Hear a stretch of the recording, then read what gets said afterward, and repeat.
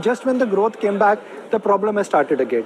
Deposits are not growing, credit is growing. So every time growth will come back, you will need more capital. What can be done in this budget to address that?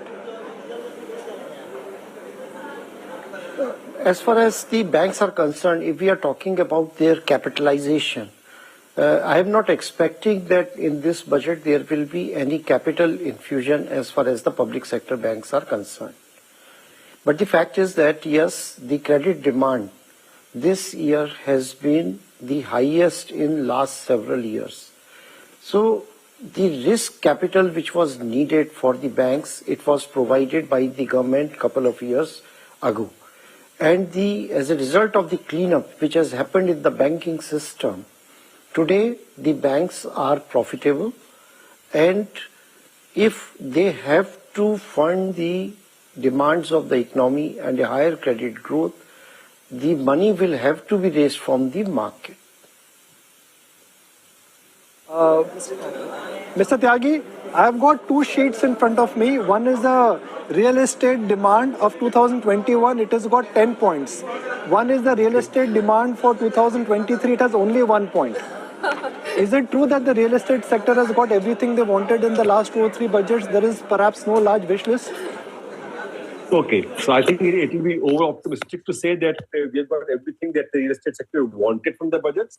But the fact is that, I guess see a lot of factors. The last 2 years have been exceptionally good in terms of the residential demand, and even the commercial demand is now gradually bouncing back. So they're absolutely. From a budget standpoint, clearly, one should never stop wishing for more. And, one of the oldest demands of the sector, I think, at least 10 years now, is some form of inflation indexing on the interest rate exemption. Because that really would be a significant kicker, especially in the small to medium range housing, in that sense. I presume that the counter argument is that it's already doing very well, but obviously if that 2 lakh limit goes up to at least to some degree, even if not to 5 lakhs, 3.5 lakhs, 4 lakhs, some sizable increase, that will be a significant, I guess, sentiment kicker for sure. The second point on the commercial sector, which I think has been pending from the last budget, is the detailed promulgation of the entire SEZ conversion to DESH guidelines. And that's something which I think that at least the commercial realty sector has been waiting for a long time. And I guess, hopefully this budget should address that. So I think those are the two real points that I do believe that we are hoping that this budget will go some distance in addressing. Okay. Shashank, a lot of anticipation and expectation that the budget is going to give a thrust perhaps to EVs. With Maruti's foray also now into this, I wanted to understand what exactly is the ask of the industry, and at this juncture when EV, I would say, is still at a very nascent stage here in India, what is the feasibility of it all? Yeah, so I think that's a great question because, when we look at EVs, still it's expected that this financial year, 22-23, the industry will see about 50,000 numbers being done on the EV front. I'm talking of passenger vehicles. That's just about 1%. The adoption of EVs obviously being hampered by the cost of acquisition, the high cost of acquisition which comes from high battery cost. And second is the range anxiety which comes from the lack of charging infrastructure. So I think if the adoption of EVs have to be faster, then obviously there have to be provisions which help in building up of charging infrastructure, and also if localization of batteries, some support in that would also help. There is a PLI, of course, but any provision which helps the localization, especially of batteries and other powertrain, EV powertrain costs, would help in the early adoption. But meanwhile, and that is also Maruti Suzuki's point of view, we need to explore other technologies to bring down emission, and Maruti Suzuki has been doing it. In fact, the industry has been doing it. We have CNG, which is low on emission, great on fuel efficiency. We are talking about biogas as well, and strong hybrids. So one of the ways in which the transition to EVs can obviously come through those extra incentives for EVs, but also by way of some support for the less fuel consuming technologies which are intermediate and like the strong hybrids, the CNG, which could also help on the emission front as also in the later quicker adoption of EVs. Kumar, I go back to that very basic point about India's capital requirement. Now, savings rate in India, Mr. Kumar, is coming down. Do you think in this budget there should be some consideration on the minimum cap which is there on fixed deposits? Right now, anything above 40,000 rupees in fixed deposit actually attracts a slab rate. Do you think that should be revisited? And the logic here, Mr. Kumar, is simple, that from a low interest rate and a low inflation regime in last 5 years, we are moving to a different regime globally. Next 5 years, interest rates will remain high and inflation will remain higher than what the last year 5-year average is. So these numbers, which in a sense were there in 2018, they need to be adjusted at least as per inflation. Yeah, so interest rates on the fixed deposits, there has been a upward movement aligned to the inflation. Now, about the tax benefit on the interest earned on the fixed deposits, which is, you have mentioned, the current limit is 40,000 and 10,000 rupees for the savings bank interest. So total comes to 50,000 rupees. So if the idea is that there should be fewer exemptions, we have to see that the idea which was initiated last year, it has not taken off. So my expectation would be that there should be some further simplification of the exemption-less tax regime. In such a scenario, I doubt whether this limit is going to be raised.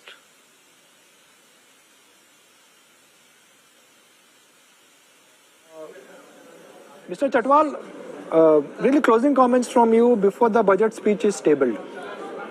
What, to your mind, will be a good budget, okay budget, and a great budget? I'm not using the word bad or poor. Good, great, okay.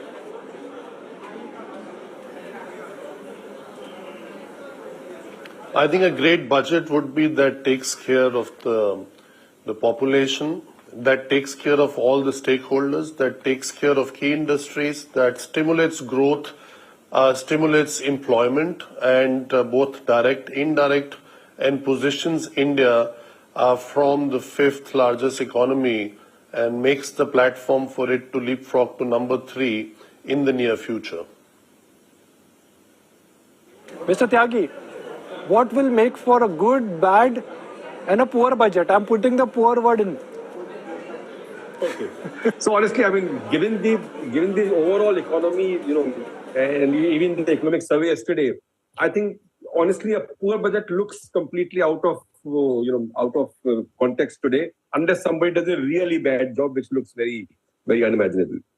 I think clearly, to reflect what was said, a budget which focuses on growth, on capex, and on putting more disposable cash in the hands of the middle class. I think those are the 3 basic drivers of what I'll say will be a good to solidly growth for that. From home, you've not gone back to the office still? Who, me?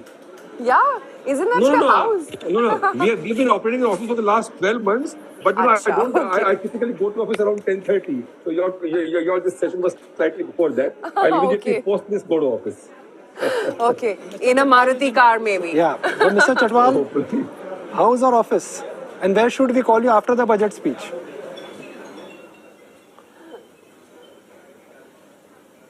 Sure. Thank you. Looking forward. Okay. Shashank, Mr. Tyagi, Mr. Chatwal, Mr. Kumar, gentlemen, thank you so very much for joining us. That's our think tank panel. It does not get bigger than this when you've got India's one of the biggest banker, auto, infrastructure and real estate. So we will be decoding the budget speech completely for you. But now the countdown has almost started. In less than 30 minutes from now, Nirmala Sitharaman will be rising on the floor of the parliament and she will present a fifth budget, a budget which in a sense can really set the tone for Indian economy to take the leap forward.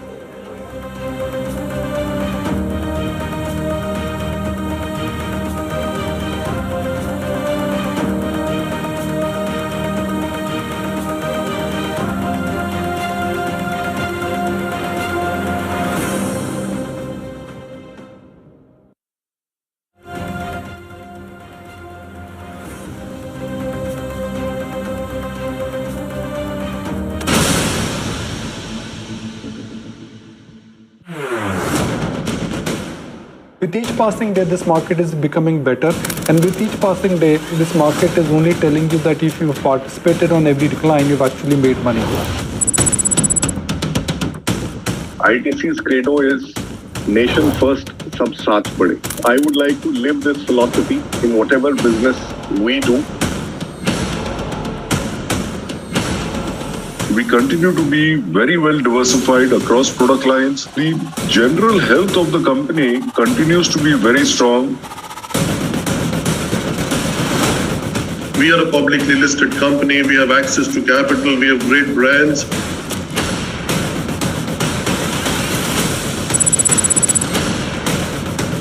No, beautiful question. Yeah, I can tell you, we believe that we'll be able to reduce costs. ET is one of my favorites in the world. I'm a fan.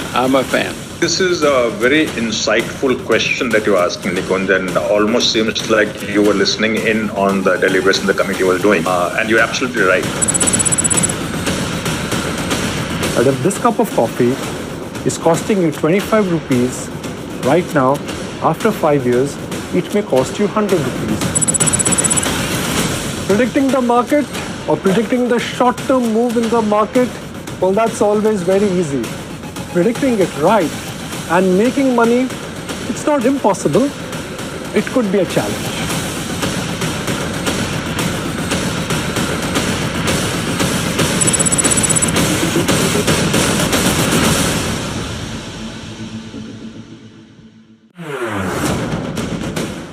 With each passing day, this market is becoming better, and with each passing day, this market is only telling you that if you've participated on every decline, you've actually made money.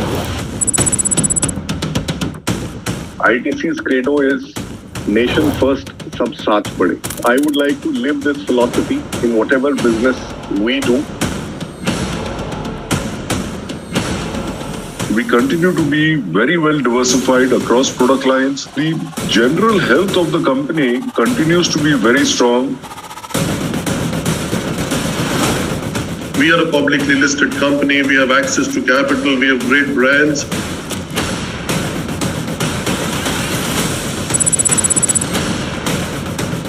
No, beautiful question. Yeah, I can tell you, we believe that we'll be able to reduce costs. ET is one of my favorites in the world.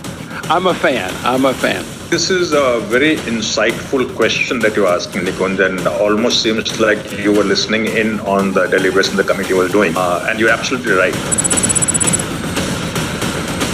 But if this cup of coffee is costing you 25 rupees right now, after 5 years, it may cost you 100 rupees. Predicting the market or predicting the short-term move in the market, well, that's always very easy. Predicting it right and making money, it's not impossible. It could be a challenge.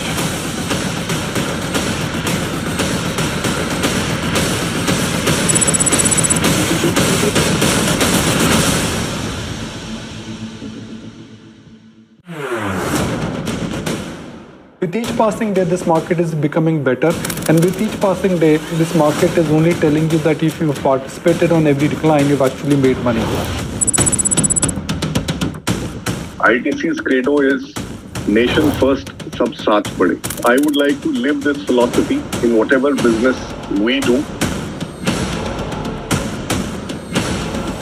We continue to be very well diversified across product lines. The general health of the company continues to be very strong. We are a publicly listed company. We have access to capital. We have great brands.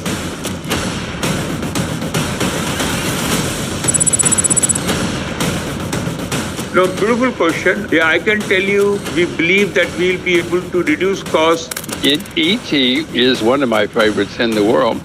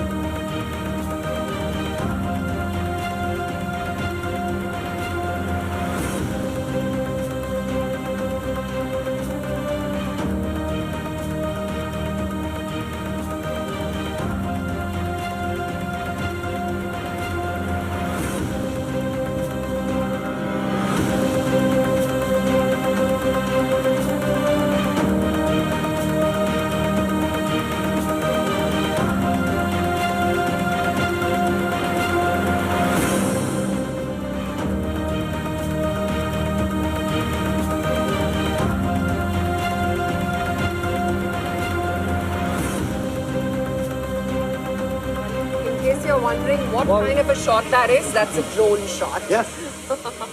All right, now what do we have on the wall? Markets are trading at the highest point of the day. Markets are, the nervousness which was, let's say, there till the time the Adani FPO did not go through, that nervousness is getting normalized. So from a fear situation, now things are getting settled. Now what happens today in terms of a market action and reaction would be a function of the budget speech. But let me tell you, in last 1 year, this market has not seen any change. In last 52 weeks, the small cap index has given a negative return.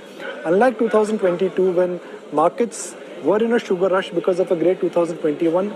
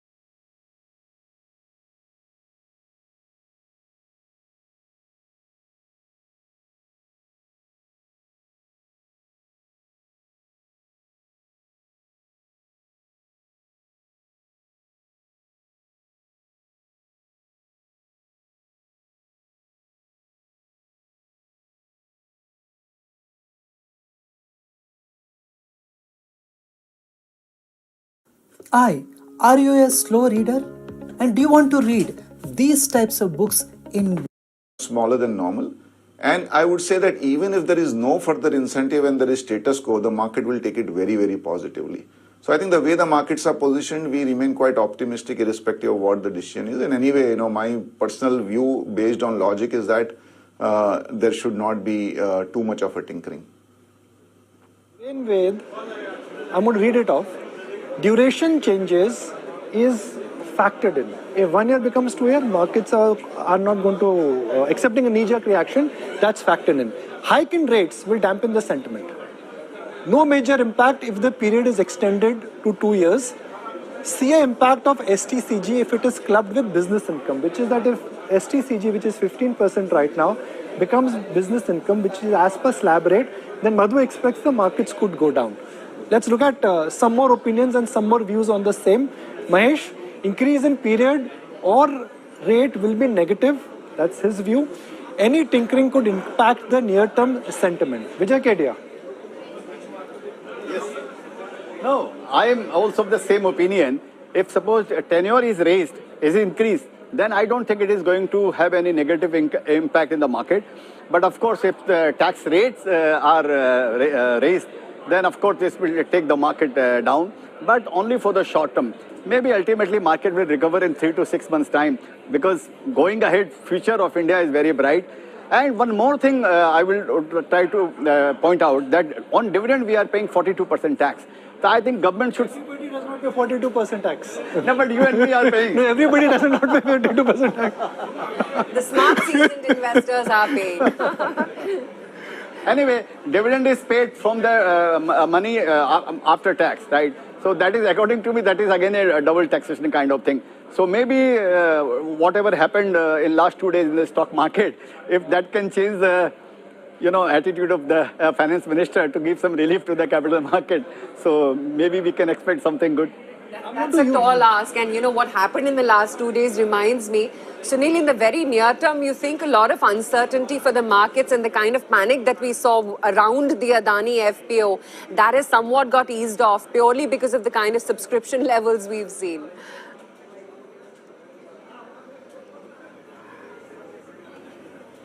No, I think keeping that event apart, obviously that event led to some, huge selling coming in from foreign investors, because they were also very uncertain about the exposure of banks to that particular group, which has got allayed. I think there was unwinding also from the speculative positions, whatever were left also. And I think that is the reason I'm saying that in the run-up to the budget, I have never seen so much cautiousness and positions being so light for maybe, the last 10, 15, 20 years. So I think the positioning is light. I think this was an event which was obviously being looked at, very closely. And I would say the markets have heaved a sigh of relief that it is behind us and it is back to normal. And we can focus on the entire market rather than only on one company or one group. I think to that extent, it does take away the uncertainty pertaining to that particular event. Markets are rising, markets are rising. We are approaching the budget speech, which will start in less than 20 minutes. And markets are on a high note. I'm going to use the word Khulja Simsim. Why Khulja Simsim? Because Aisha, this graphic, if you frankly ask me, really captures it. I'm going to stand up and just, point out this graphic here. And Ramdev ji, Sunil, you may want to just hear me out. And if you can see it also, the average volatility on the budget day, the price percentage move is about 2%. 2017, 18, 19, there were 2 budgets in 19. And if you keep the 2021 outlier, so in last six budgets, the average volatility is about 2%. And in last 6 budgets, lot of taxes have come, lot of new taxes have gone, lot of taxes have been increased, lot of assumptions have been changed. But the bottom line here, Ramdev ji, is that, like you said, that in the short term markets may act, react, but ultimately the budget swing on an average in last 6 years is only 2%. Ramdev ji.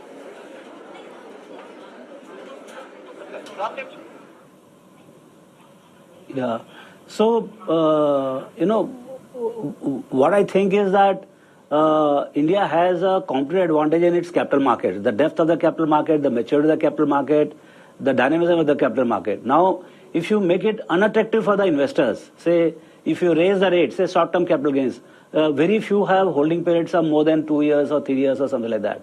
So some people have more than 1 year, but lot of holdings are about 1 year or less than 1 year. So if you make short-term capital gains taxed as a speculative income or business income, I think that is going to make the market unattractive, which is going to not hurt so much in the short run, but in the long run, I think investors will go away because the actual return to the direct investors are going to become less, and hence market will become more speculative, and it is not in the interest of the long-term health of the capital markets.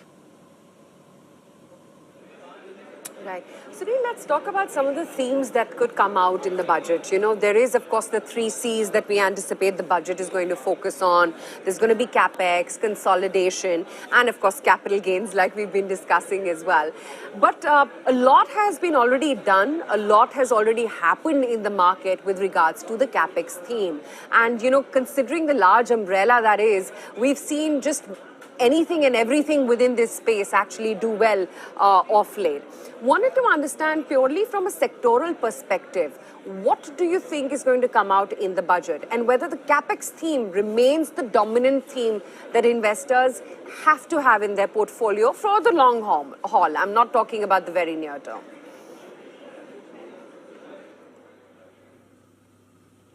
So I think combining what Nikunj was talking about in terms of volatility on the budget day with your questions, one is, budget is now becoming more a policy statement rather than tinkering of tax rates in a major way, the way it used to be.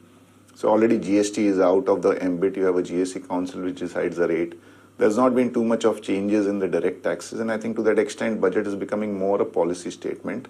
And the average volatility anyway on a daily basis is like at least 1.5%. So a 2% volatility in budget is like business as normal. Coming to your question, you're right. A lot of this capex oriented themes and all are already playing out.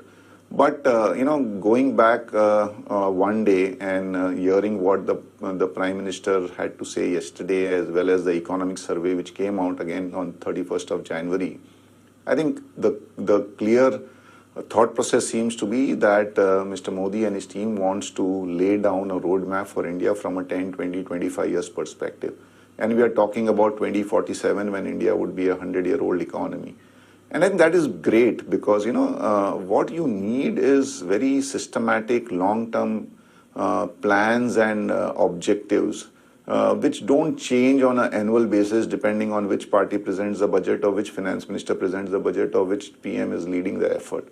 I think this budget is to some extent going to be very different from the earlier budgets where we would have talks of, things to be done from a 5, 10, 15 years perspective. And when you talk about that, it is very clear that, we have seen what has happened on the railway front last 1 year. It's been a fresh breath of air. We have the Vande Bharat trains, which are like world class. We have never seen those kind of trains. We're talking about bullet trains. We're talking about metro in some 60, 70 cities. And, in Mumbai is finally going to have like a 300-kilometer metro network in the next couple of years. So I think the focus is very clear that we have to move forward in a very decisive manner, in a very time-bound manner as far as infrastructure and all is concerned. I think that is very evident from this focus on manufacturing, whether it's PLI, incentives, China Plus One. We are seeing when we speak to companies, a lot of enthusiasm in setting up capacities despite all the challenges in the near term. There is demand which is coming up in India. And for a change, I think 2023 globally also is looking better with China opening up and Euro also, which was supposed to be in a recession, except UK. In fact, the yesterday's forecast of IMF, other than UK, there is no other economy in the world which is going to have recession in 23, unlike what was expected earlier. So there's going to be also an opportunity on the export front. So manufacturing, capex definitely are going to be standouts.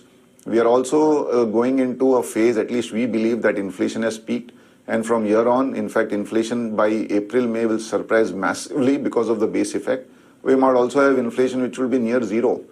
Just because April and May of 22, we had an all-time high inflation and base effect.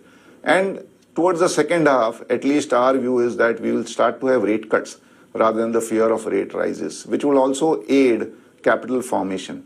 So I think a combination of global effects, I would say factors becoming tailwind, a big focus from the government already, and opportunity for the India manufacturing sector. They will all culminate in the budget giving a view and a strategy and a direction from a 5-10 years perspective. We've discussed capital gains and short-term capital gains, but what I would like to bring out for everyone's notice here is the income tax slab. Now remember, the income tax slab last was changed in 2018. That time inflation was low and interest rates were low. Last 5 years, we've not seen any change in the old regime, and the exemptions in the new regime have not changed. So if you frankly ask me, it's been 4 years, inflation's made a comeback, interest rates are moving higher. Is there case for the income tax exemption limit to change? There is a serious case. And if that happens, from a market standpoint, which are the stocks you should monitor? Our experts are of the view that the consensus view or the consensus stock on the budget day this time is Maruti, followed by Hero MotoCorp, L&T, and to some extent, one would argue, it is also green energy focused companies. So we've got this budget wall, which will tell you that which are the budget themes ET now has promised. They'll just come up on the screen. The budget wall, the stocks which are related with the budget theme. ITC, L&T, Maruti, Tata Power, Reliance, that screen will just change. But I have 3 of the best stock pickers in Indian stock markets. And every time when Vijay Kedia, Ramdev Agrawal and Sunil Singhania are on air, and if they're saying that, look, you know, we are not going to be focusing on budget per se, it's a near-term event, let's then talk about a theme and an idea from them. So Ramdev ji, before we allow you to go, give us an idea, a money-making idea, the Warren Buffett way.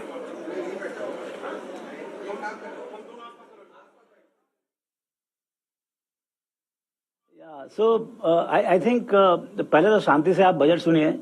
You don't have to speculate anything in next 10-20 minutes. I think let's hear the budget. I think if you see the sentiment of economic survey, they are not counting too much on the global growth, at least for 23-24. So they are talking to a lot more on the capital expenditure by government, and they're hoping that private sector could also pitch in. And then household capital expenditure, which comes through by way of housing. I think there should be, I would expect that some kind of relief for the housing sector.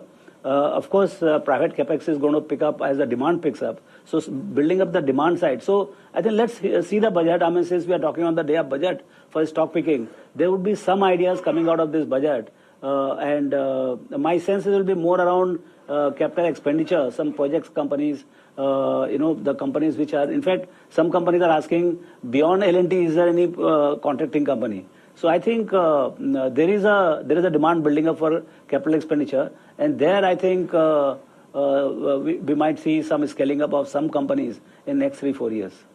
Sure, I can see Sunil already nodding in agreement with Ramdev sir that you have to expand your pool beyond L&T. Sunil, defense, railways, what's it going to be for you? No, I was nodding the head when Ramdev said that let us wait for 10 minutes and hear the budget in peace. We are trying to speculate just before the event, 10 minutes before the event. Not before the event. No, he's coming after budget also. Because these things go way beyond the budget, Sunil, don't they? No, but Sunil ji, you're coming after budget also. So would you give us a stock IFD after budget? No, so I think the biggest... No, Nikunj... Nikunj, we have been interacting for like decades. I think the biggest theme is India. And I think whichever investor has bet on that theme, which is India, has ended up making a lot of wealth. Having said that, there is no doubt that if we have to go from 3.5 trillion to 7 trillion, we have to focus on manufacturing and infrastructure because, services and agricultural can take us only as far as, a little bit. But for major like growth in the economy, you have to have infrastructure and manufacturing which keeps pace. You mentioned about renewable. I would completely agree because that is the best way to insulate India from the oil shocks which we keep on getting now and then. We got that earlier. We got that during the Russia-Ukraine issue. And it is so cheap, even when you look at companies, every company is having a strategy to at least have 30-40% of their energy coming in from solar. So I think that's a big theme. And if there is a little bit of push, it's possible that in 20, 30 years, India becomes, completely non-reliant on fossil fuel, which would be the biggest achievement for a country which imports almost, 70, 80% of its oil requirement. Energy, rural focus themes, fiscal deficit number. I'm going to go to that wall once again, which talks about the consensus numbers. But Mr. Kedia, before the budget speech start, every time Vijay Kedia has a reputation of two things: stocks and songs, right? Stocks and songs. So you can choose both. You can choose one, but I insist. Let's talk about both: stocks and songs. Sorry, you can choose the order. Okay. So let us talk about stock, actually. All these stalwarts, stock, songs and stalwarts, okay. They don't know what is going to come in the budget. Like all these pundits, they don't know. Of course, I am last in the lane. But one trade I have done in this market, which is very contrarian bet, I have never done maybe in my life. I have bought one airlines company, one airlines share. Sorry, not company. I'm sorry. It's future. I'm talking about the future. So I have flash it. Yeah, you and I was just like, did you just buy it? I beg your pardon. I beg your माफ करना है मेरे को भाई. तो मैंने company का एक एयरलाइंस कंपनी का कोई स्टॉक लिया मेरे को और एक contrarian bet है. For the simple matter कि airport has become like a fish market and this aircraft has become like omnibus, and the fares have also increased. और वो सिंधिया जी ने बोला था लास्ट ईयर उन्होंने बोला था कि भाई we don't mind if the fare of the airlines are increase otherwise airlines are going to shut down so looking at all this things I have bought one airlines का stock and it's a contrarian bet it could be a short term bet also so I don't know Indigo or SpiceJet? Indigo or SpiceJet? And of course Indigo, it's not a recommendation, of course, this is my personal thing. So you bought into Indigo? Indigo. So we're done with the stock, now with the song. Request for the finance minister. No, I have sung one. It's an old song, sure. And I have tweeted it also and tagged finance minister. And the song goes like this: that पूछे investor तुमसे. ऐसे नहीं गा के. नहीं गा के भी क्या करेगा?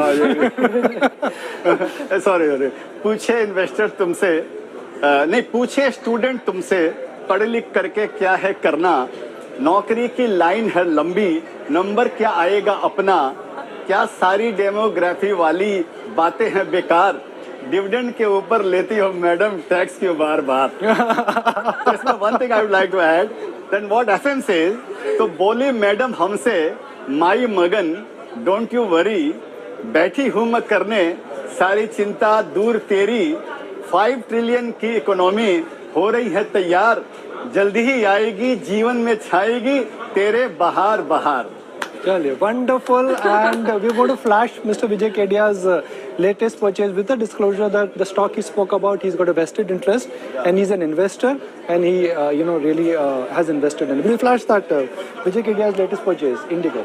But meanwhile, Aisha, let's just step back and look at the markets right now. What do we have on the markets? Markets are approaching the budget speech, which will start any minute now, on a high note. When I say high note, on a relative basis where they were.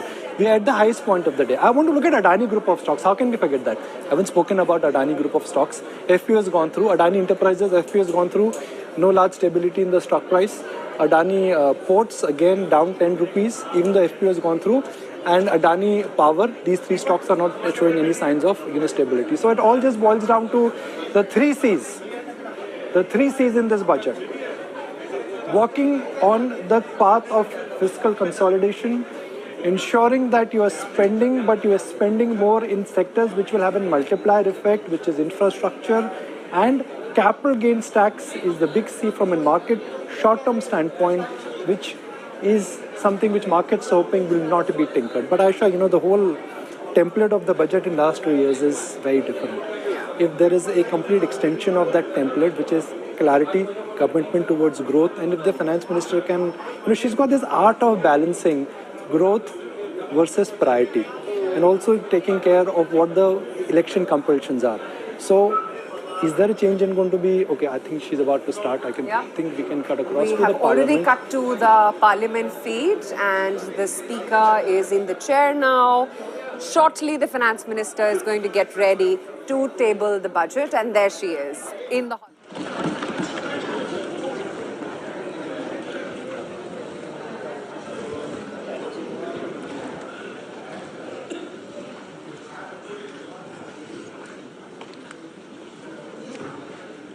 Honourable Speaker, I present the budget for 2023-2024. This is the first budget in Amrit Kal. This budget hopes to build on the foundation laid in the previous budget and the blueprint drawn for India at 100. We envision a prosperous and inclusive India in which the fruits of development will reach all sections and citizens, especially our youth, women, farmers, OBCs, scheduled castes and scheduled tribes. In the 75th year of our independence, the world has recognized the Indian economy as a bright star. Our current year's economic growth is estimated to be at 7%. It is notable that this is the highest among all the major economies. This is in spite of the massive slowdown globally caused by COVID-19 and the war. The Indian economy is therefore on the right track and despite a time of challenges, heading towards a bright future. Today, as Indians stand with their head held high and the world appreciates India's achievements and successes, we are sure that elders who had fought for India's independence will, with joy, bless us in our endeavors going forward as well.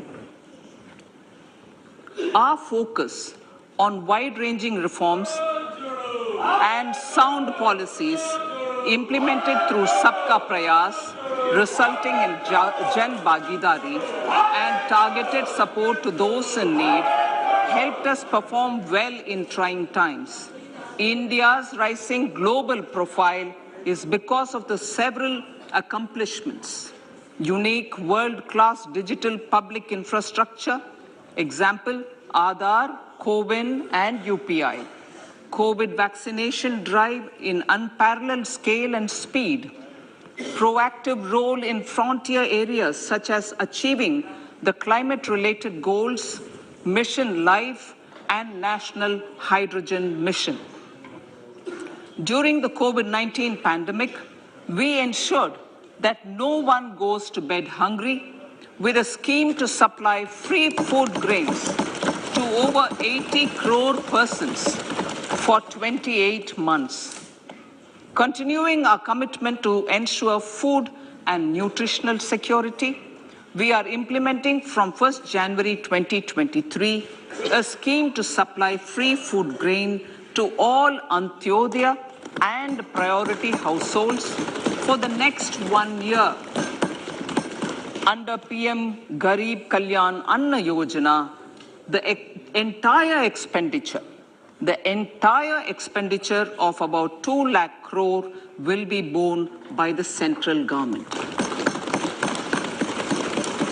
In these times of global challenges, the G20 presidency gives us a unique opportunity to strengthen India's role in the world economic order.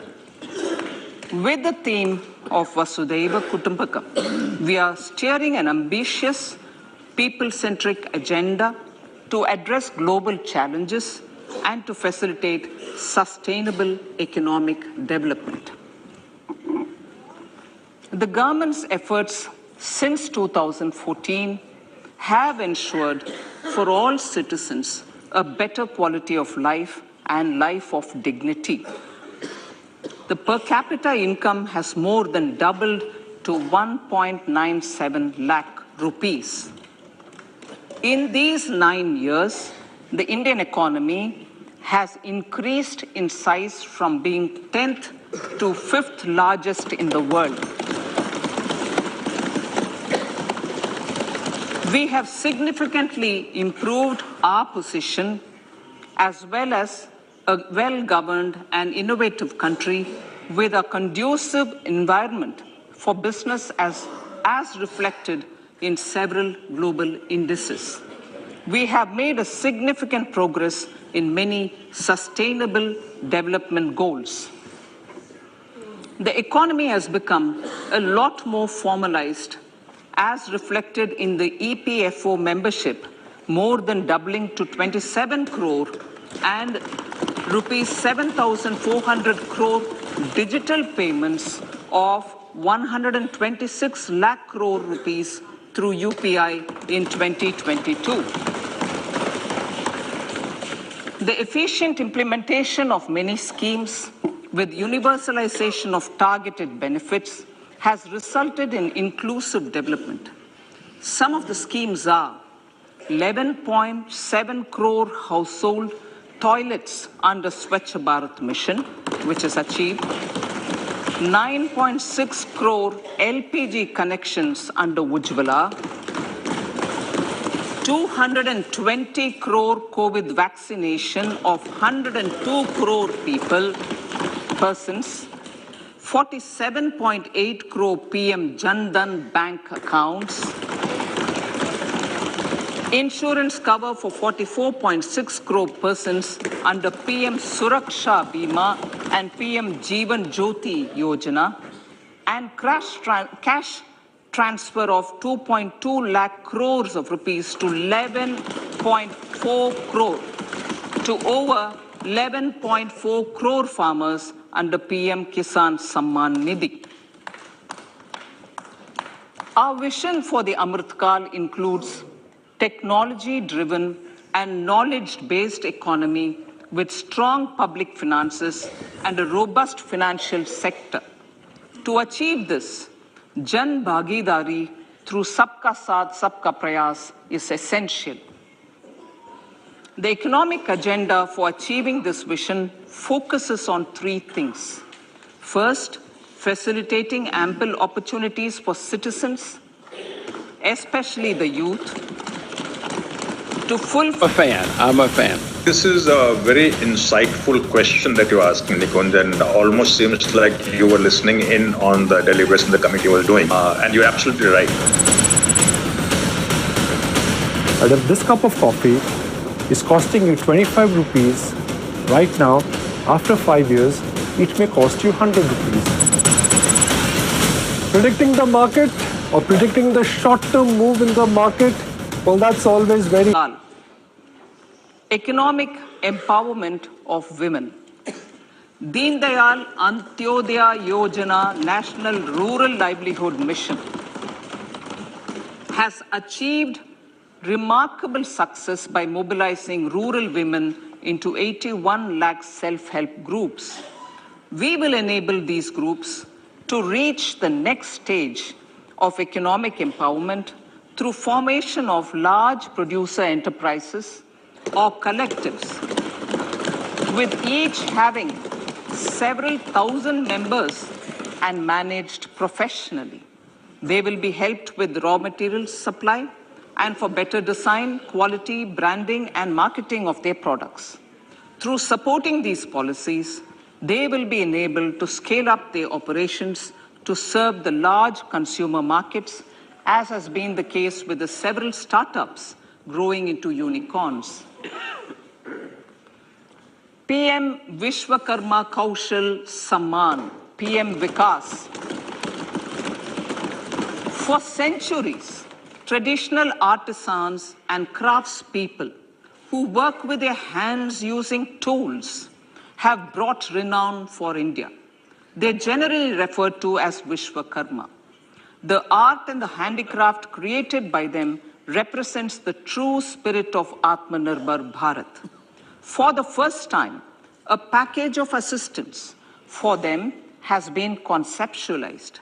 The new scheme will enable them to improve the quality, scale, and reach of their products, integrating them with the MSME value chain.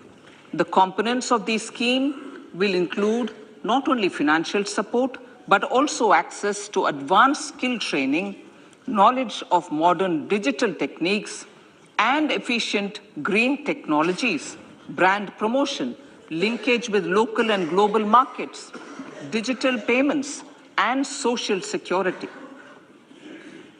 This will greatly benefit the scheduled castes, scheduled tribes, OBCs, women, and people belonging to the weaker sections. Tourism. The country offers immense attraction for domestic as well as foreign tourists. There is a large potential to be tapped in tourism. The sector holds huge opportunities for jobs and entrepreneurship for youth in particular. Promotion of tourism will be taken up on mission mode with active participation of states, convergence of government programs, and public-private partnerships. Green growth.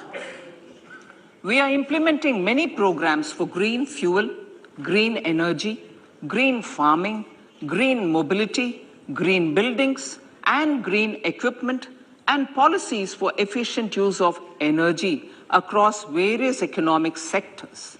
These green growth efforts help in reducing carbon intensity of the economy and provides for large-scale green job opportunities.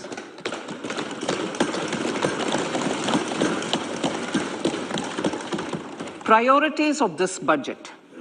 The budget adopts the following 7 priorities. They complement each other and act as the Saptarishi guiding us through the Amritkal. Inclusive development, reaching the last mile, infrastructure and investment, unleashing the potential, green growth, youth power, and financial sector. I now speak on the priority number 1, inclusive development. The government's philosophy of Sabka Saath, Sabka Vikas has facilitated inclusive development covering in specific farmers, women, youth, OBCs, scheduled castes, scheduled tribes, Divyangjan, and economically weaker sections, and overall priority for the underprivileged, Vanchiton ko Variyata. There has also been a sustained focus on Jammu Kashmir, Ladakh, and the Northeast. This budget builds on those efforts. Digital public infrastructure for agriculture. Digital public infrastructure for agriculture will be built as an open source, open standard, and interoperable public good. This will enable inclusive farmer-centric solutions through relevant information services for crop planning and health, improved access to farm inputs, credit and insurance, help for crop estimation, market intelligence, and support for growth of agri-tech industry and startups.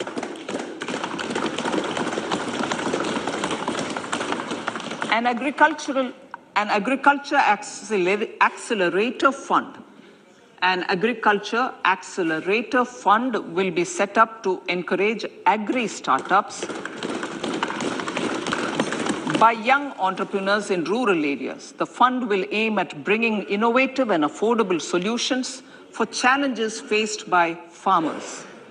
It will also bring in modern technologies to transform agricultural practices, increase productivity and profitability. To enhance the productivity of extra long staple cotton, we will adopt a cluster-based and value chain approach through public-private partnerships. This will mean collaboration between farmers, state, and industry for input supplies, extension services, and market linkages. We will launch an Atmanirbhar Clean Plant program to boost availability of disease-free, quality planting material for high-value horticultural crops at an outlay of 2,200 crores.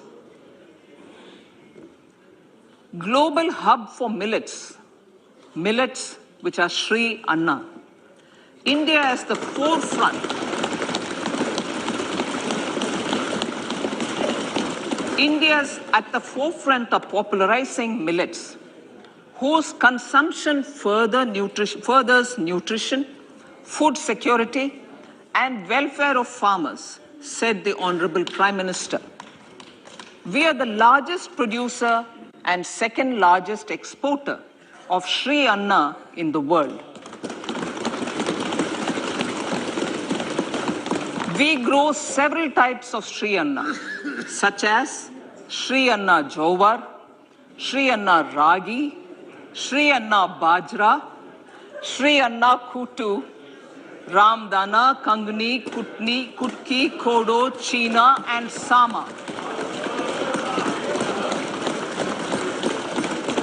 These have a number of health benefits and have been an integral part of our food for centuries. I acknowledge with pride the huge service done by small farmers in contributing to the health of fellow citizens by growing these Sri Anna. Now, to make India a global hub for Sri Anna, the Indian Institute of Millet Research, ideally Indian Institute of the Sri Anna Research, Hyderabad, will be supported as the center of excellence for sharing best practices, research, and technologies at the international level. The agricultural credit target will be increased to 20 lakh crores with focus on animal husbandry, dairy, and fisheries.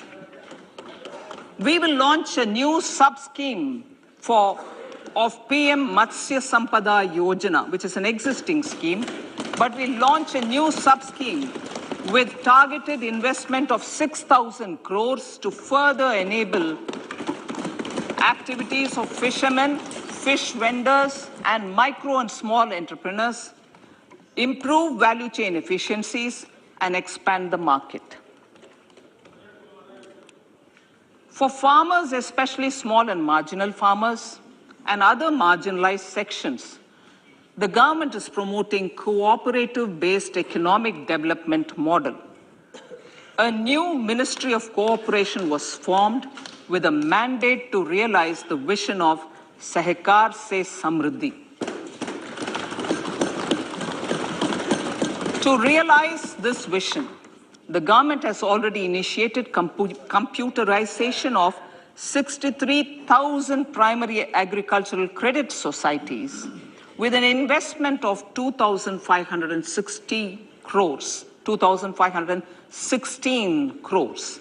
In consultation with all the stakeholders and the states, model bylaws for PACS were formulated, enabling them to become multi-purpose PACS.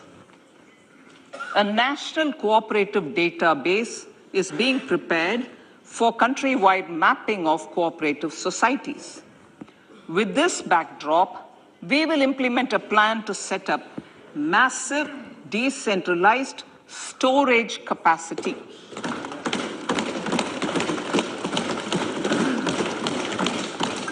This will help farmers store their produce and realize remunerative prices through sale at appropriate times. The government will also facilitate setting up of a large number of multi-purpose cooperative societies, primary fisheries societies, and dairy cooperative societies in uncovered panchayat and villages in the next 5 years.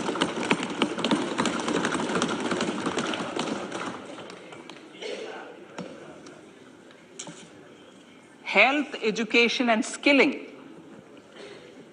157 new nursing colleges will be established in co-location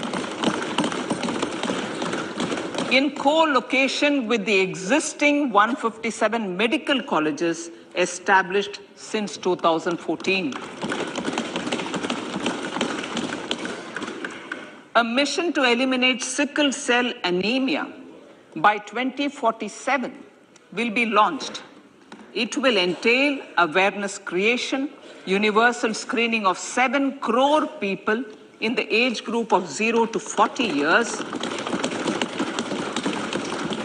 in affected tribal areas, and counseling through collaborative efforts of central ministries and state governments.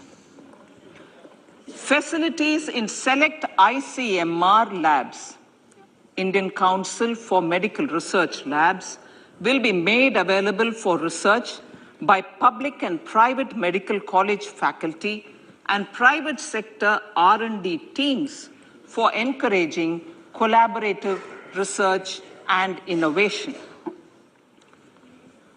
A new program to promote research and innovation in pharmaceuticals will be taken up through centers of excellence.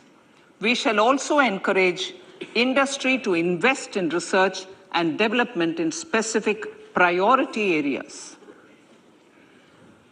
Dedicated multidisciplinary courses for medical devices will be supported in existing institutions to ensure availability of skilled manpower for futuristic medical technologies, high-end manufacturing, and research.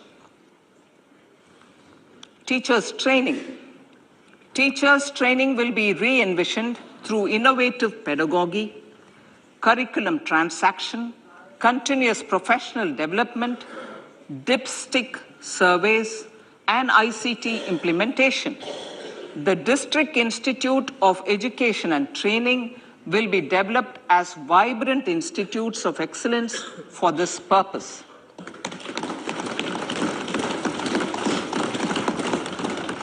National Digital Library for Children and Adolescents. A National Digital Library for Children and Adolescents will be set up for facilitating availability of quality books across geographies, languages, genres, and levels, and device-agnostic accessibility. States will be encouraged to set up physical libraries for them at panchayat and ward levels and provide infrastructure for accessing the National Digital Library resources. Additionally, to build a culture of reading and to make up for pandemic time learning loss, the National Book Trust, the Children's Book Trust, and other sources will be encouraged to provide and replenish non-curricular titles in regional languages and in English to these physical libraries. Collaboration with NGOs that work in literacy will also be a part of this initiative to inculcate financial literacy.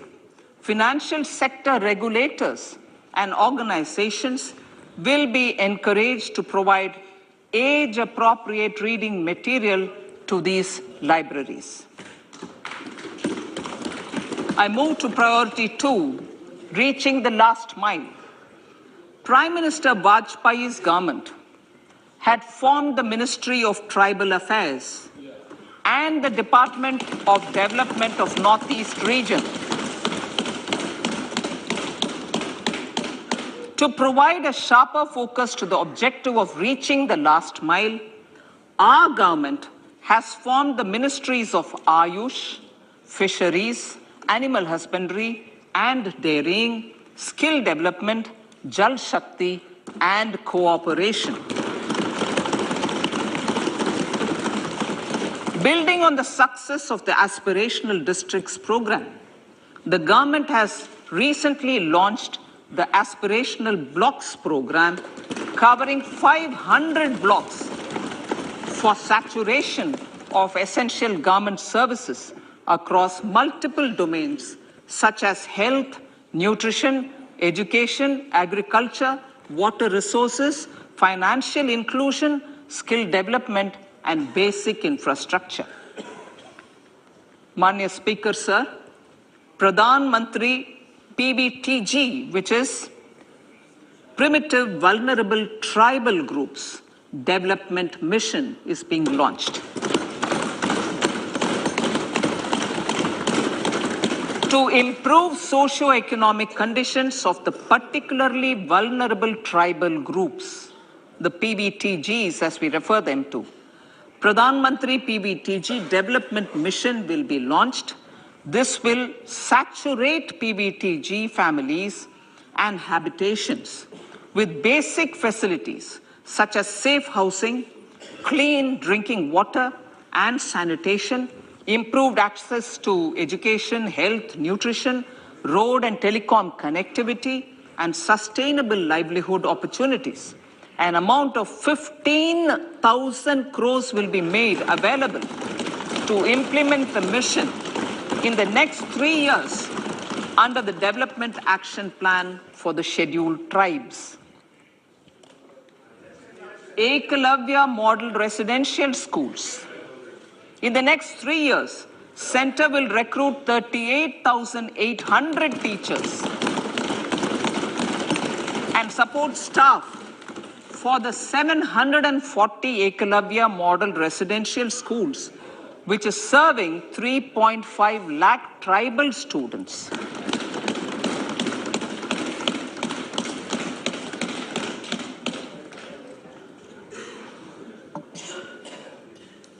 In the drought-prone central regions of Karnataka, central assistance of 5,300 crore will be given to Upper Bhadra project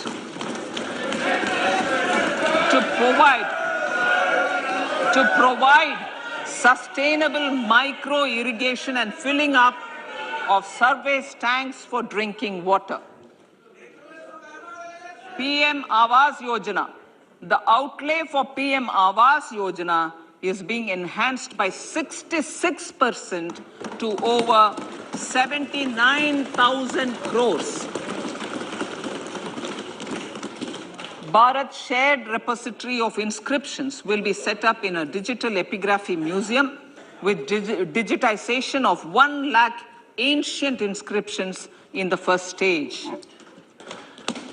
Support for poor prisoners. For poor persons who are in prisons and unable to afford the penalty or the bail amount, required financial support will be provided. Priority number 3, infrastructure and investment. Investments in infrastructure and productive capacity have a large multiplier impact on growth and employment. After the subdued period of the pandemic, private investments are growing again. The budget takes the lead once again to ramp up the virtuous cycle of investment and job creation.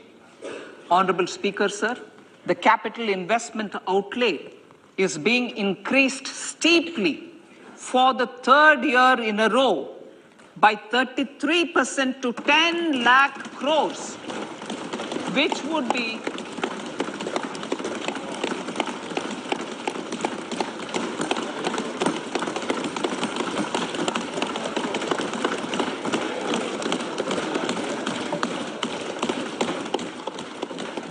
which would be 3.3% of GDP. This will almost be 3 times the outlay made in 2019-20.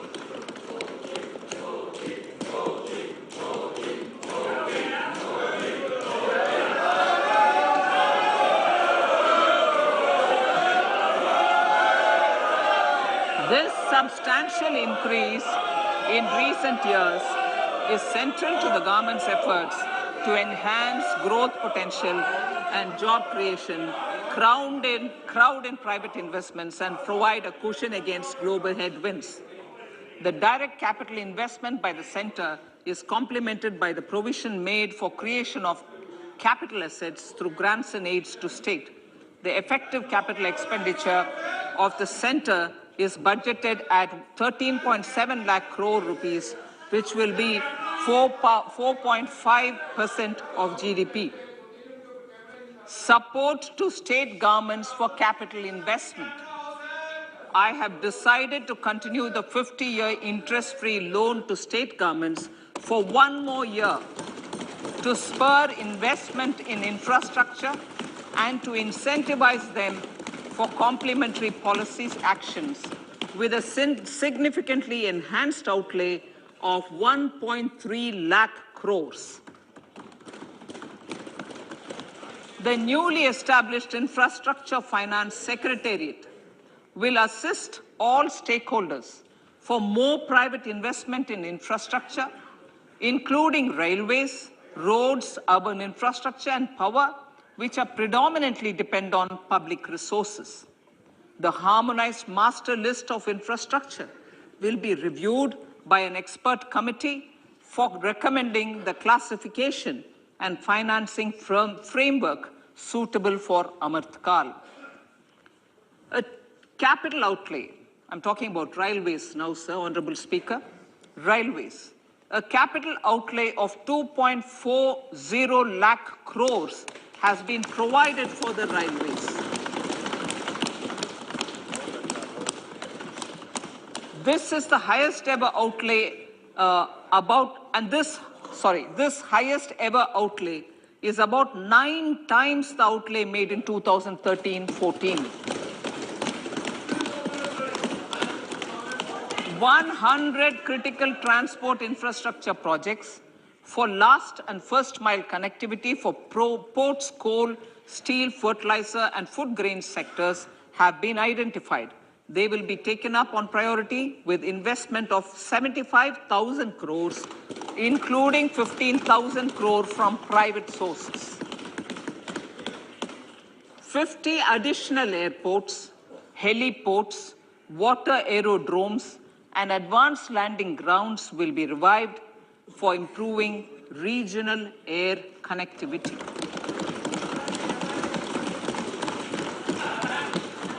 Sustainable cities for tomorrow.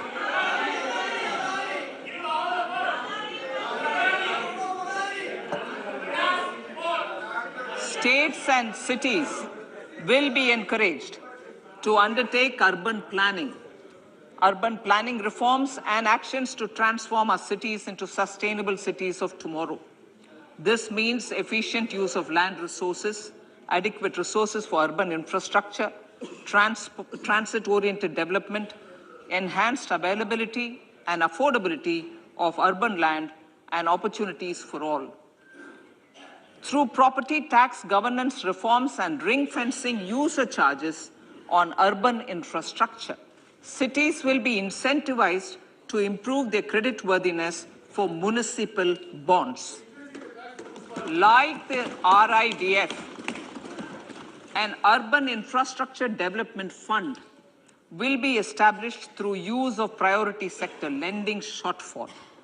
This will be managed by the National Housing Bank and will be used by public agencies to create urban infrastructure in Tier 2 and Tier 3 cities.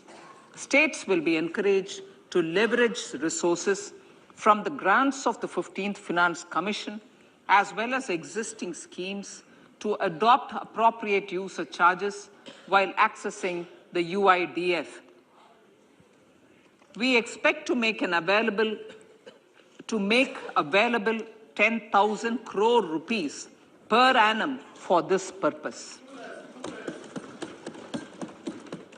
All cities and towns will be enabled for 100% mechanical desludging of septic tanks and sewers to transition from manhole to machine hole mode.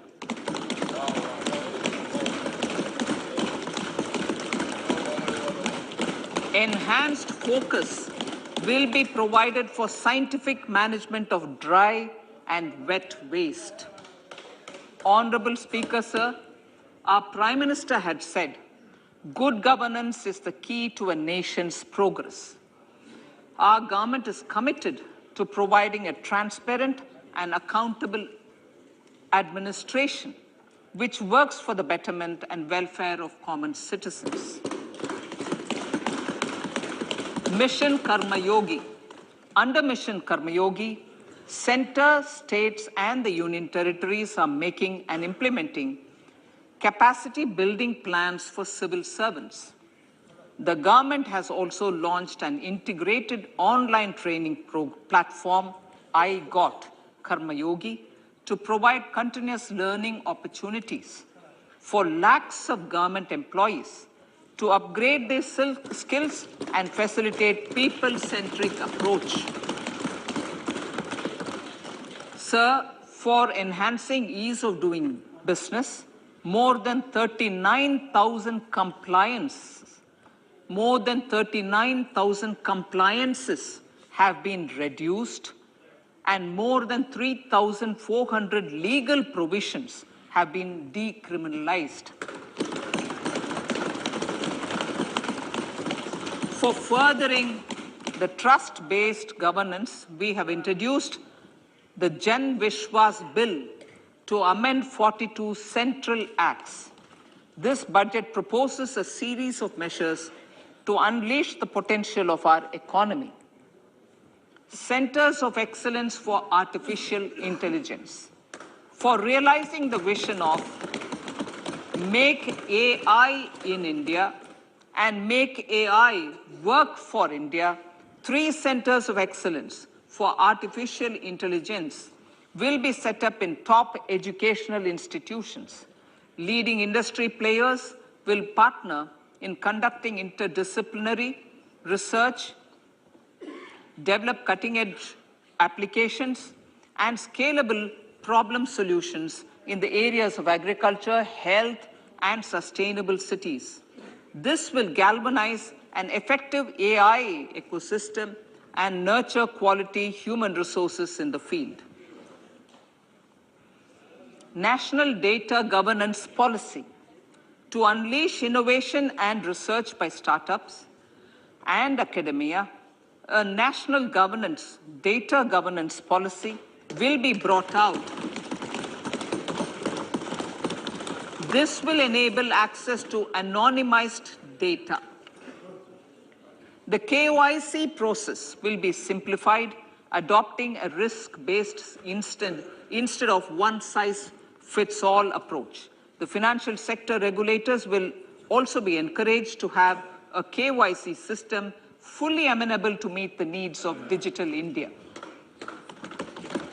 One-stop solution for identity and address updating. A one-stop solution for reconciliation and updating of identity and address of individuals maintained by various government agencies, regulators, and regulated entities will be established using DigiLocker service and Aadhaar as foundational identity. Speaker, sir, common business identifier. For the business establishments required to have a permanent account number, the PAN will be used as the common identifier for all digital systems of specified government agencies. This will bring ease of doing business, and it will be facilitated through a legal mandate. For obviating the need for separate submission of same information to different government agencies, a system of unified filing process will be set up. Such filing of information or return in simplified forms on a common portal will be shared with other agencies as per the filer's choice. Vivad Se Vishwas 1, relief for MSMEs. In cases of failure by MSMEs to execute contracts during the COVID period, 95% of the forfeited amount relating to the bid or performance security will be returned to them by government and government undertakings. This will provide relief to the MSMEs. Vivad Se Vishwas 2, settling contractual disputes. To settle contractual disputes of government and government undertakings, wherein arbitral award is under challenge in a court, a voluntary settlement scheme with standardized terms will be introduced. This will be done by offering graded settlement terms depending on pendency level of the dispute. The state support mission of Niti Aayog will be continued for 3 years for our collective efforts towards national priorities. Result-based financing. to better allocate scarce resources for competing development needs, the financing of select schemes will be changed on a pilot basis from input-based to result-based. E-courts. For efficient administration of justice, Phase 3 of the e-courts project will be launched with an outlay of 7,000 crores. Fintech services in India have been facilitated by our digital public infrastructure, including Aadhaar, PM Jan Dhan Yojana, Video, KYC, India Stack, and UPI. To enable more fintech innovative services, the scope of documents available in DigiLocker for individuals will be expanded. An entity, DigiLocker, will be set up for the use by MSMEs, large businesses, and also charitable trusts. This will be towards storing and sharing documents online securely whenever needed with various authorities, regulators, banks, and other business entities. 5G services. 100 labs for developing applications using 5G services will be set up in engineering institutions.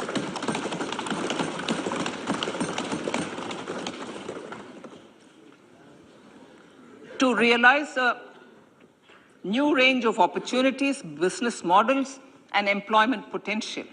The labs will cover, among others, applications such as smart classrooms, precision farming, intelligent transport systems, and healthcare applications. Lab-grown diamonds.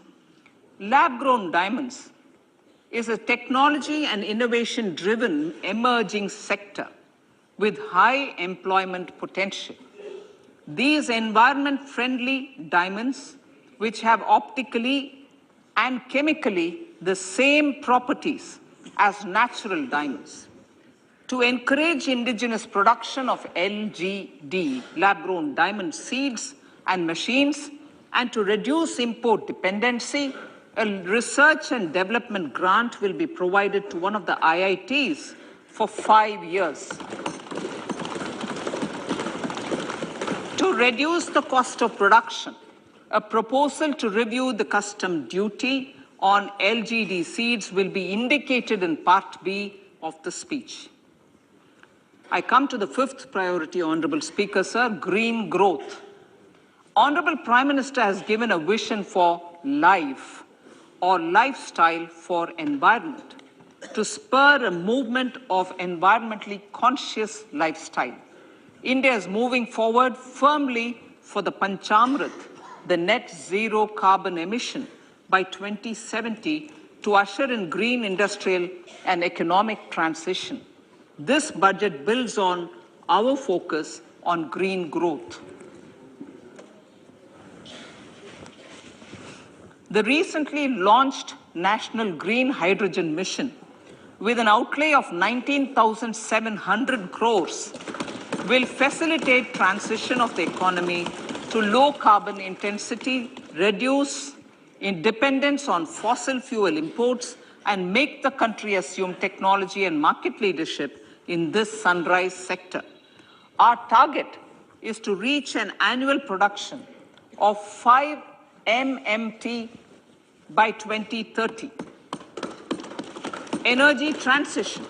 This budget provides for 35,000 crores for priority capital investment towards energy transition and net zero objectives and energy security by Ministry of Petroleum and Natural Gas.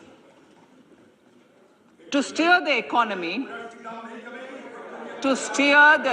on sustainable development path, battery energy storage systems with capacity of 4,000 MWH will be supported with viability gap funding.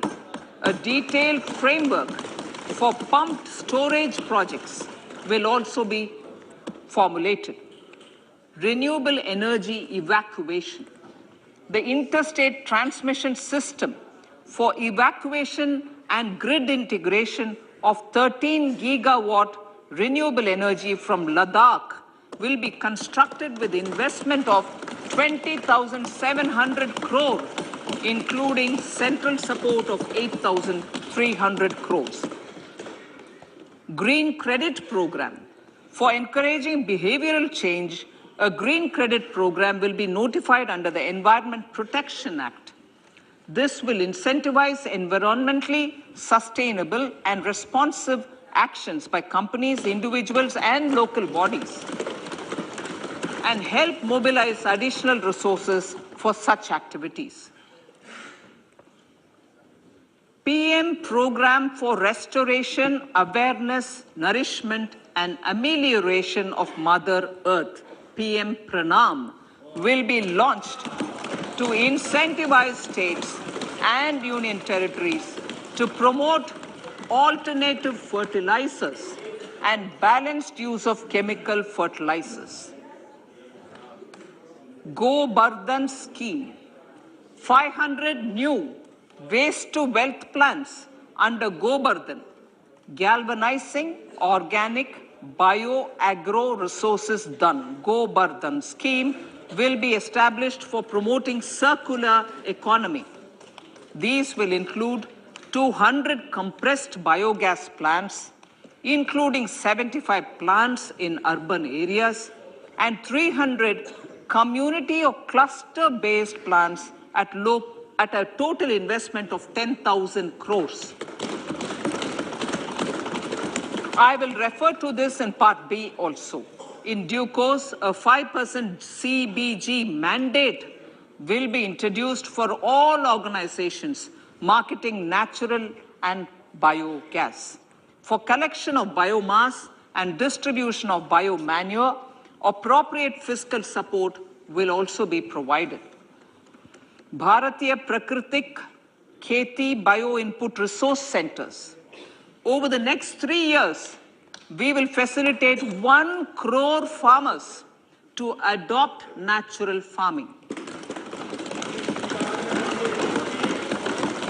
For this, Honorable Speaker, 10,000 bio input resource centers will be set up, creating a national level distributed micro fertilizer and pesticide manufacturing network.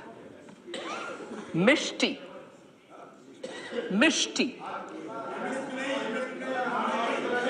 Building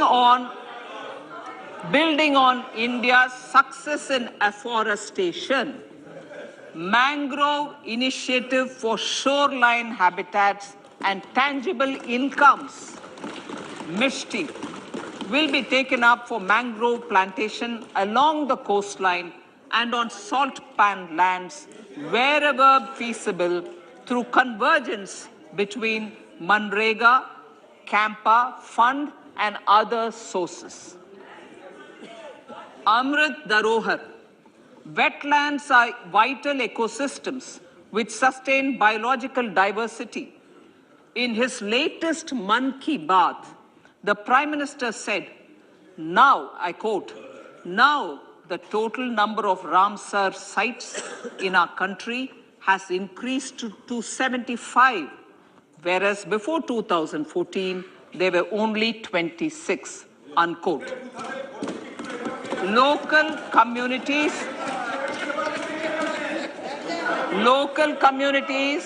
have always been at the forefront of conservation efforts.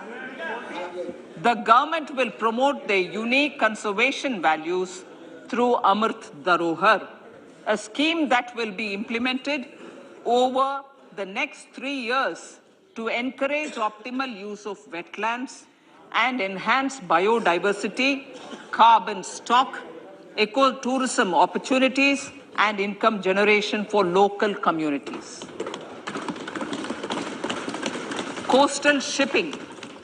Coastal shipping will be promoted as the energy efficient and lower cost mode of transport, both for passengers and freight, through PPP mode with viability gap funding.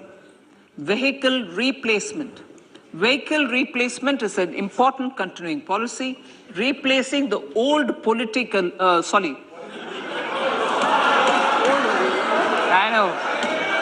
replacing. Absolutely. Thank you. Replacing old polluting vehicles. Maybe applicable, right?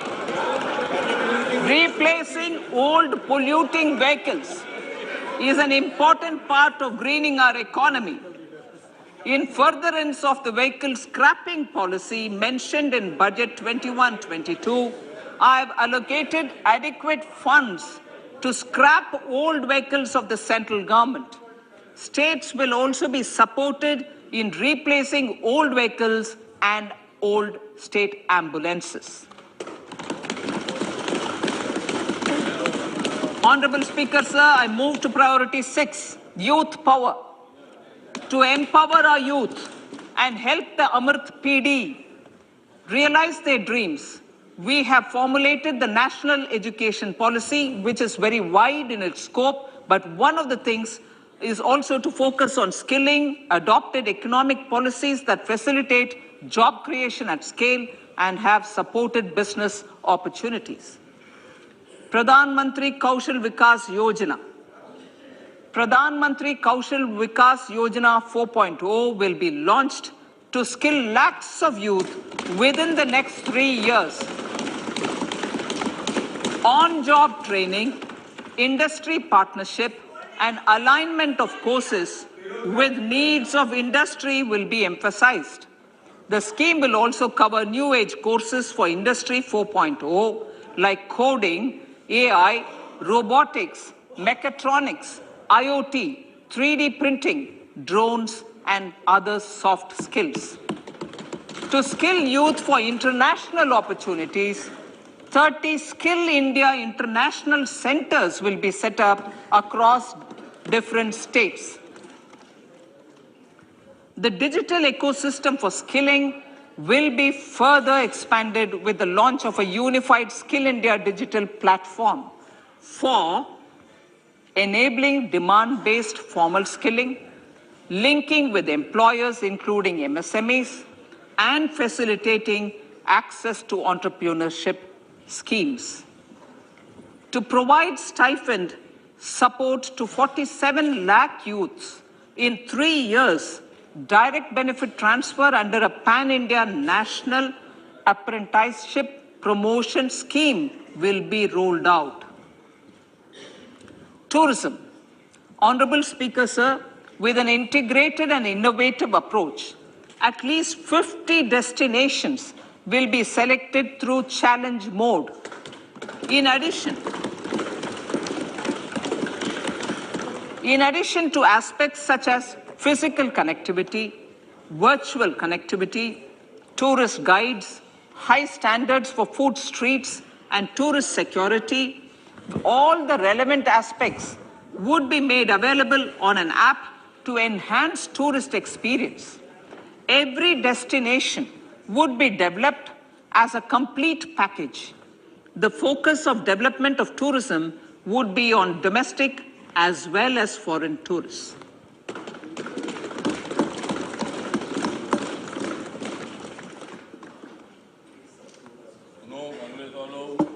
Sector-specific skilling and entrepreneurship development will be dovetailed to achieve the objectives of Dekho Apna Desh initiative.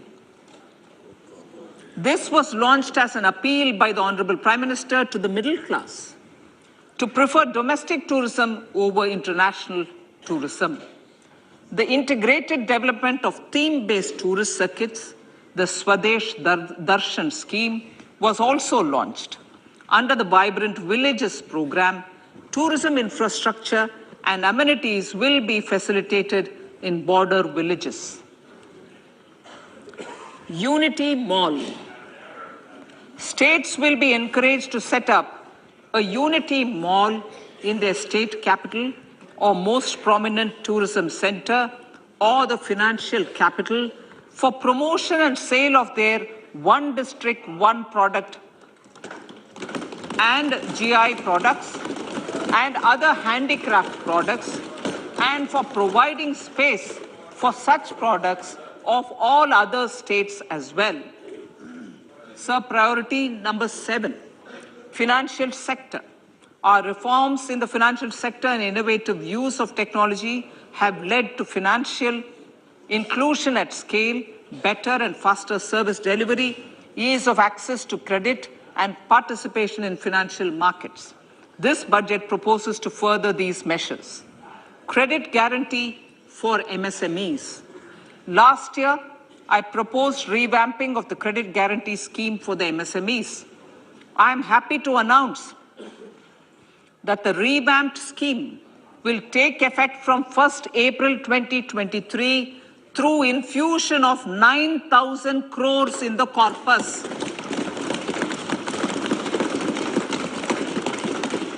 This will enable additional collateral-free guaranteed credit of 2 lakh crores of rupees. Further, the cost of credit will be reduced by about 1%. A national financial information registry will be set up to serve as the central repository of financial and ancillary information. This will facilitate efficient flow of credit, promote financial inclusion, and foster financial stability. A new legislative framework will govern this credit public infrastructure and will be designed in consultation with the RBI. To meet the needs of Amritkal and to facilitate optimum regulation in the financial sector, public consultation, as necessary and feasible, will be brought to the process of regulation making and issuing subsidiary directions. To simplify, to ease, and to reduce cost of compliance, financial sector regulators will be requested to carry out a comprehensive review of existing regulations. For this, they will consider suggestions from public and regulated entities. Time limits to decide the application under various regulations will also be laid down. Honorable Speaker, sir, to enhance business activities in GIFT IFSC, the following measures will be taken. Delegating powers under the SEZ Act to the IFSCA to avoid dual regulation. Setting up a single window IT system for registration and approval of IFSCA, SEZ authorities, GSTN, RBI, SEBI, and IRDAI. Permitting acquisition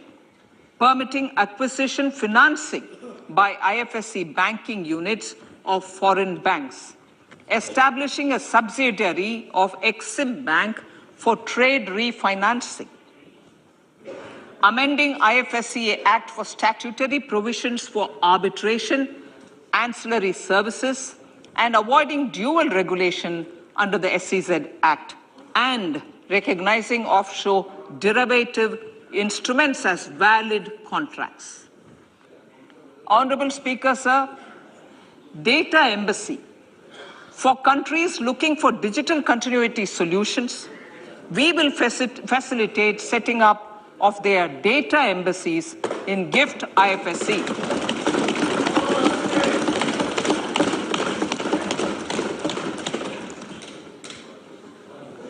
Improving governance and investor protection in banking sector. To improve bank governance and enhance investors' protection, certain amendments to the Banking Regulation Act, the Banking Companies Act, and the Reserve Bank of India Act are being proposed. Capacity building in securities market. Honorable Speaker, sir, to build capacity of functionaries and professionals in the securities market, SEBI will be empowered to develop, regulate, maintain, and enforce norms and standards for education in the National Institute of Securities Markets and to recognize award of degrees, diplomas, and certificates. A central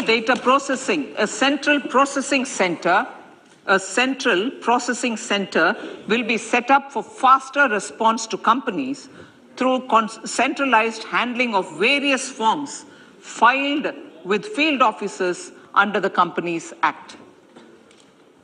reclaiming of shares and dividends.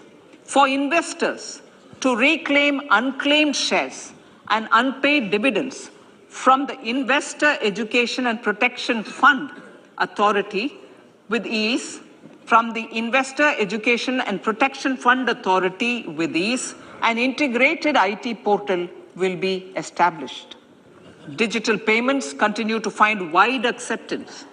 In 2022, they show an increase of 76% in transactions and 91% in value. Fiscal support for this digital public infrastructure will continue in 2023-2024. आजादी का अमृत महोत्सव, महिला सम्मान बचत पत्र. For commemorating Azadi Ka Amrit Mahotsav, a one-time new small savings scheme, Mahila Samman Savings Patra or Savings Certificate, Mahila Samman Savings Certificate will be made available for a 2-year period up to March 2025. This will offer deposit facility up to 2 lakh in the name of a woman or girls for a tenure of 2 years at fixed interest rate of 7.5% with partial withdrawal option. Senior citizens. The maximum deposit limit for senior citizens savings scheme will be enhanced from 15 lakh to 30 lakhs of rupees. The maximum deposit limit for monthly income account scheme will be enhanced from 4.5 lakh to 9 lakh for single account and from 9 lakh to 15 lakh for joint account. Honorable Speaker, sir, fiscal management. 50 years interest-free loan to states. The entire 50-year loan to states has to be spent on capital expenditure within 2023-24. Most of this will be at the discretion of the states, but a part will be conditional on states increasing their actual capital expenditure. Parts of the outlay will also be linked to or allocated for the following purposes: scrapping old government vehicles, urban planning reforms and actions, financing reforms in urban local bodies to make them credit-worthy for municipal bonds, housing for police personnel above or as part of the police station, constructing unity malls, children and adolescent libraries and digital infrastructure, and state share of capital expenditure of central schemes. Honorable Speaker, sir, fiscal deficit of states. States will be allowed a fiscal deficit of 3.5% of GSDP, of which 0.5% will be tied to power sector reforms. Revised estimates 2022 to 2023. The revised estimate, Honorable Speaker, sir, of the total receipts other than borrowing is 24.3 lakh crores, of which the net tax receipts are 20.9 lakh crores. The revised estimate of the total expenditure is 41.9 lakh crores of rupees, of which the capital expenditure is about 7.3 lakh crores. The revised estimate of the fiscal deficit is 6.4% of GDP, adhering to the budget estimate. So budget estimates of 2023-24. Coming to 2023-24, the total receipts other than borrowings and the total expenditure are estimated at 27.2 lakh crores and 45 lakh crores respectively. The net tax receipts are estimated at 23.3 lakh crores. The fiscal deficit is estimated to be 5.9% of the GDP. In my budget speech for 21-22, I had announced that we plan to continue the path of fiscal consolidation, reaching a fiscal deficit of below 4.5% by 2025-26, with a fairly steady decline over the period. We have adhered to this path, and I reiterate my intention to bring the fiscal deficit below 4.5% of GDP by 2025-26. To finance the fiscal deficit in 2023-24, the net market borrowings from dated securities are estimated at 11.8 lakh crores. The balance financing is expected to come from small savings and other sources. The gross market borrowings are estimated at 15.43 lakh crores of rupees. Honorable Speaker, sir, I now move to Part B.